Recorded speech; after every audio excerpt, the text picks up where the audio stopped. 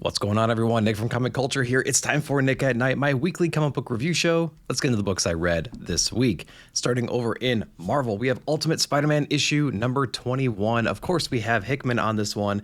We have Messina back on the art. Now, typically, when we have Messina on the art, it's mostly talking head, it's mostly static imagery, lots of conversational pieces. We do get a lot of that in here, but there are some more kinetic, more exciting moments sprinkled throughout the issue, which is a nice change of pace. Now, this entire issue is mostly focused on Mr. Negative, what exactly his plans are, his relationship with Wilson Fisk, what his own origin story is. So we get to dive back into the past, see who he was rolling with, what exactly his power set is, how it manifested, how it was used at an early age, and it kind of informs us as to, the kind of person that he is today. So really dramatic moments in here. He's interacting with a lot of other ancillary characters, some of which we've seen a lot in the past, but some that are relatively newer in the story, and it's just really cool to see all of that unfold.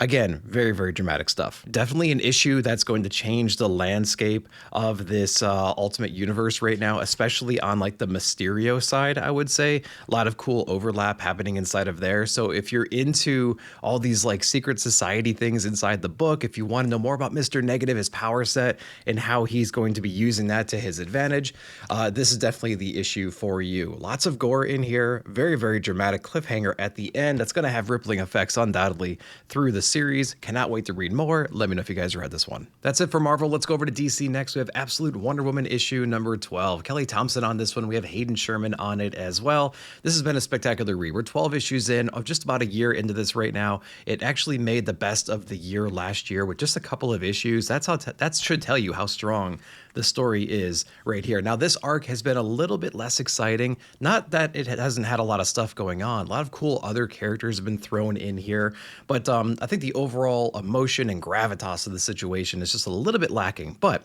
with that said, the artwork is still spectacular, and the story is pretty cool, introducing us to a lot of different characters. We're basically locked in this labyrinth right now. Clea is running that. So, Diana has to use all of her powers and abilities and her abilities of perception and everything to analyze the situation, befriend as many people as possible, and just help everybody escape, using her, do-gooder sensibilities along the way. We do uncover a really cool artifact. It was teased, I think, in the previous issue, but I didn't understand what it was going to amount to, and it ended up being pretty useful inside this issue, and a pretty cool little just Easter egg, I guess, sprinkled into the issue, so I thought that was awesome. And then on top of that, we have an introduction to another Themysciran, right? That was introduced a couple of issues ago. We get to see that thread play out a little bit more, and then the world is going to be expanding very, very quickly in subsequent issues. So Diana's world is not exactly what it seems to be, and so we're going to be seeing the repercussions of that new information and what it does to her character and her goals in future issues. It does certainly feel like this arc is winding down right now, so if you haven't really been enjoying this, I don't blame you. It's a little bit of a dip in the norm, but I think we're going to be going in really interesting places here very, very soon. So Absolute Wonder Woman issue number 12,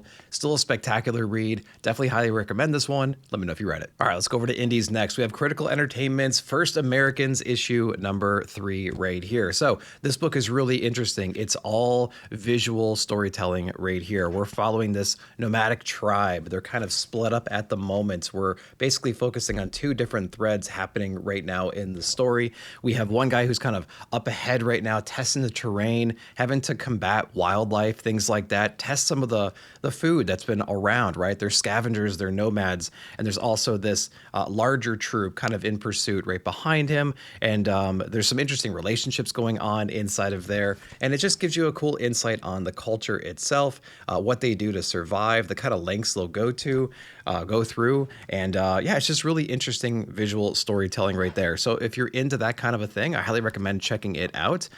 It is a very fast read, but it is also really engaging and everything. Cool artwork inside, and yeah, just really interesting stuff right there. First Americans issue number 3 is out. Let me know if you read it. Let's go over to Dynamite Comics next. We have Space Ghost issue number 3. We have David Pepose on this one, Jonathan Lau on the artwork, of course. Continuing just an amazing overall story of Space Ghost. This amazing ongoing series in the second volume from Dynamite right here.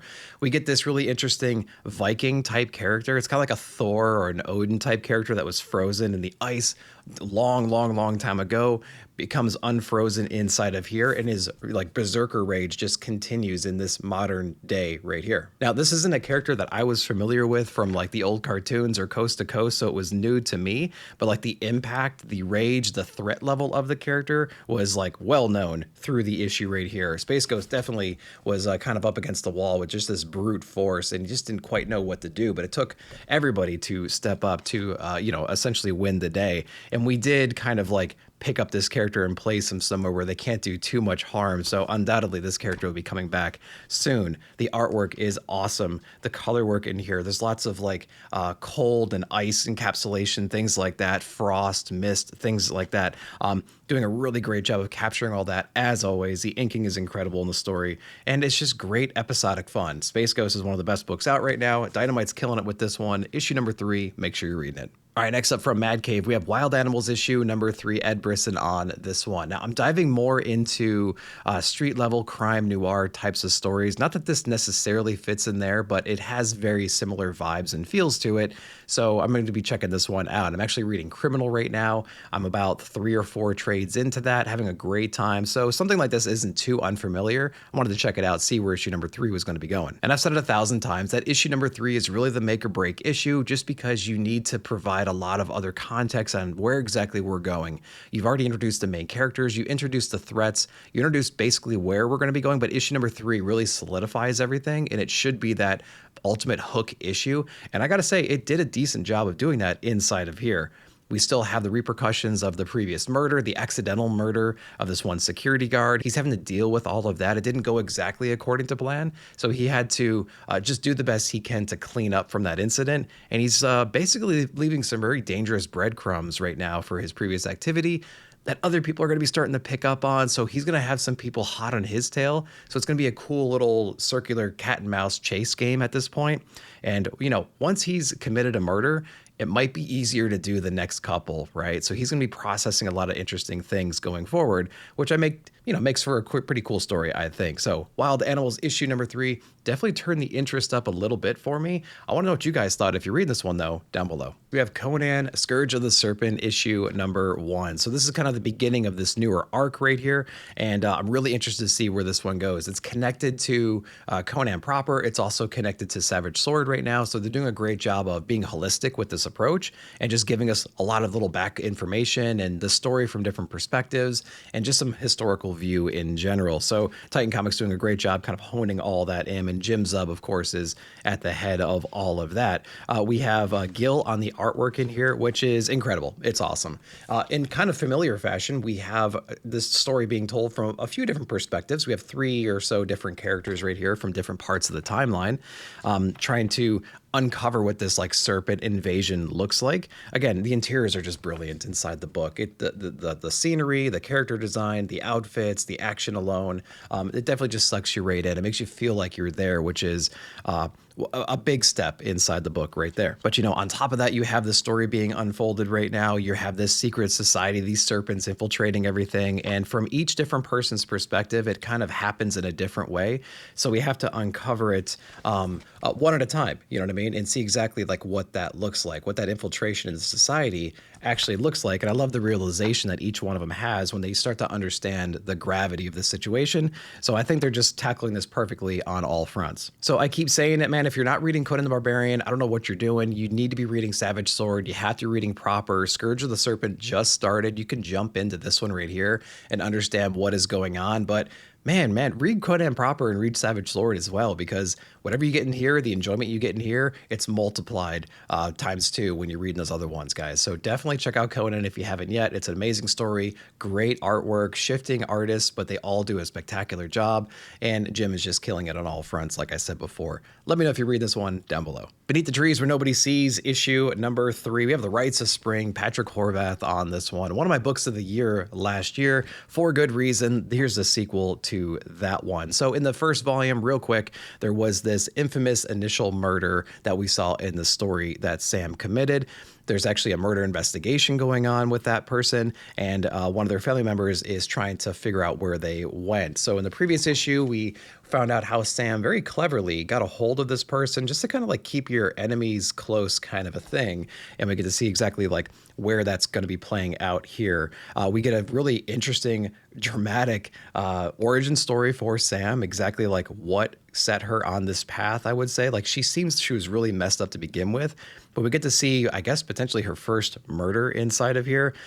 Very dramatic fashion. I did not see that one coming at all, but it really solidifies the idea that this person's a complete psychopath.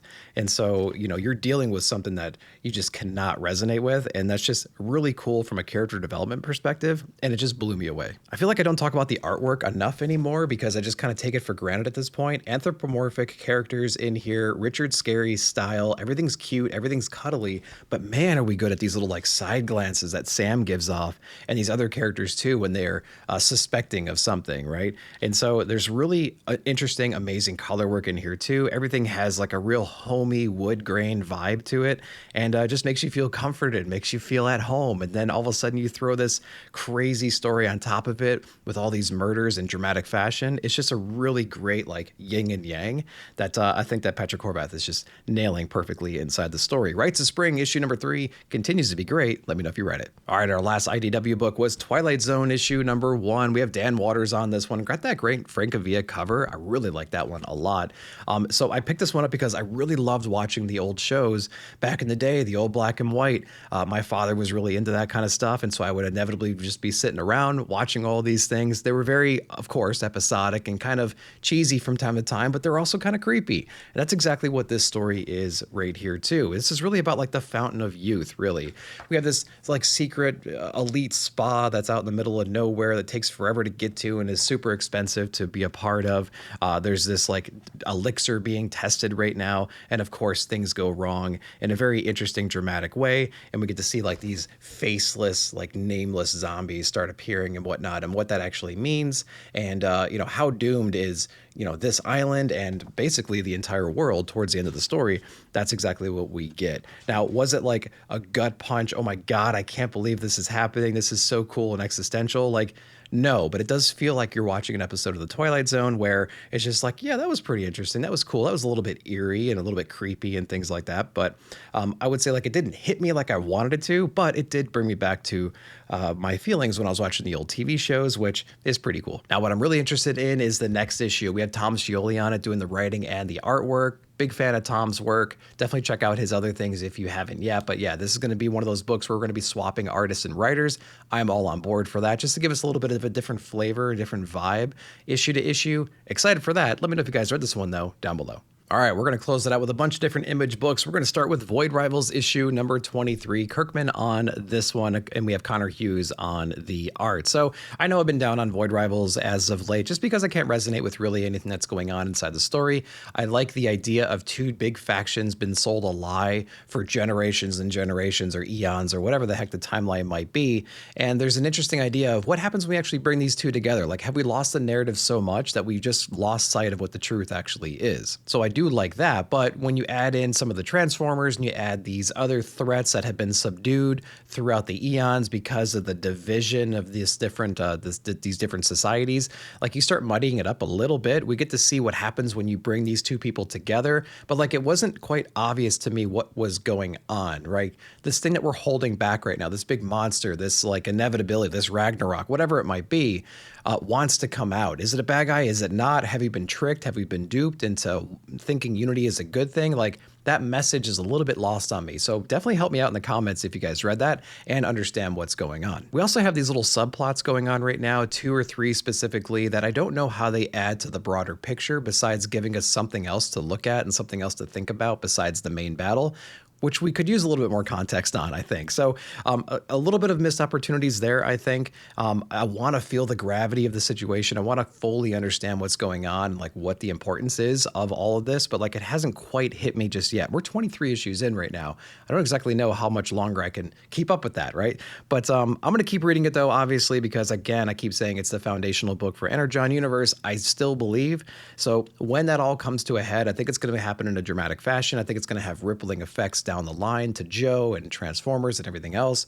So I'm going to be sticking around for a little while longer. Let me know if you guys fully comprehend everything. Break it down for me, guys. I'm an idiot. Down below in the comments. Thank you very much. All right, next up from Image, and specifically Giant Generator, we have Rick Remender and Paul Ezeketa on the season's issue number 8. So it's a to be continued as of now. I don't see solicitation for the next one, but really dramatic break the cycle kind of stuff happening inside of here, specifically with Winter, Spring's sister. We get to see exactly like what she gets when she gets tempted and hypnotized by the mirror. Can she break free of what that illusion is? And can she like turn the tides and flip it on our demonic circus? We get to see exactly how she tackles all of that inside of here. Really action-packed opening to this whole entire thing, right? So Spring basically breaks into the armory and takes on this like endless horde of circus zombies throughout the first half of this issue. And then we go back to Winter, which is a really interesting character we touched on a little bit in the previous issues. Not enough, in my opinion. We get to see her struggles and things like that, and how she adds to the overall conclusion of this arc right here. And it was done in pretty dramatic fashion, I think. Paul Ezeketa's artwork on full display, really bright, vibrant, bouncy, colorful things happening in the front half of the book. And then towards the back end, when Winter's more of the main character, everything is dark and moody and depressing and has a different vibe and feel to it. So perfectly adjusting to the characters that are being portrayed at the moment and like the overall vibe of the book. So the art team is doing a great job. I mean, Matt Lopes is doing an amazing job on here too, with the colors matching all of those themes. So it's a great package overall. But like I said, I haven't seen anything solicited past issue number 8. There's a to be continued at the bottom of the last page, so I can't imagine that they would be stopping it here. We're going to keep going forward and pay attention to the letters column because your boy finally made it in there. Really excited for that. A letter that I sent in back in issue number 1 finally gets printed in issue number 8, and I really enjoyed that little back and forth right there. So definitely pick up the seasons if you haven't yet. There's going to be collected editions undoubtedly out there, so you can get caught right back up, and whenever they do start with issue number 9, you'll be ready to go. Let me know if you guys are reading this one. What you guys think down below. Next up from Image, a new number 1 that I was pretty interested in. We have Viking Moon issue number 1. Of course, we have Joe Pruitt on this one, and we have Marcelo on the art. So wanted to check this one out because it has like Vikings and werewolves and things like that. And the interior artwork, I think, which was teased for a few weeks now, seemed pretty good. So I wanted to check it out and see what's up. Basically, we have this Viking tribe traveling right now, reaching a new continent, trying to set up a base. And it looks like there was a legacy of their people there at some point, but there's a lot of mystery around the island, some of the natives, things like that, like don't startle the natives kinds of stuff. And because there's going to be all out war, we're trying to establish a new base, a new home, expand our ranks, things like that. But we also have to deal with these natives and this other mysterious element that we uncover throughout this issue. But I mean, like the cover kind of gives it away. We have these giant werewolves featured on the cover stalking this Viking kind of a character. So they're in over their heads in ways they could have never imagined. So they have to adapt to that and see exactly what it means. And so mostly we're kind of like shadowing these Vikings to this new land as they uncover this big unstoppable force, this like monstrous force that was wrecking shop before. So pretty cool little interesting things happening there. It didn't really hit me as much as I would have expected it to. The artwork was serviceable for the story. I don't think it outshined it in any way. And so I had high expectations for the book. Didn't necessarily meet that, but there were some cool takeaways and moments throughout the story. Definitely something I want you to read and see what you think of it. It might be right up your alley. Let me know if you guys read it. Let me know your thoughts down below. Continuing Image, we have Hyde Street issue number 9. Of course, we have Jeff Johns on this one. We actually have Portela on the art, which is a little bit different. And there is a noticeable difference, at least in the like extreme inking that we usually get from Ivan Reyes, and I think he has an inker as well. So a little bit different approach there, but Brad Anderson is on the colors still, which is really, really cool. So in the previous issue, we got introduced to this insane doctor in the beginning, right? Featured on the cover right here with this crazy patient. And we get a little bit more of his backstory inside of here and basically some of the patients that he's had throughout the eras. So I think that was kind of cool to like build that up. I wanted a little bit more, right? There was a demonic element to him, but like I don't think there was enough of a demonic element. I wanted more just dirt on this guy, to be honest with you, and more extremeness. We get a little bit of backstory on those nurses we saw in the beginning of the other issue as well. So we get to see like what their deal is and who they actually are, which is pretty cool. It adds to the story. But as far as like resolving the issue at hand, which is basically Pranky has that mask that turned him into a werewolf, we got to get it off.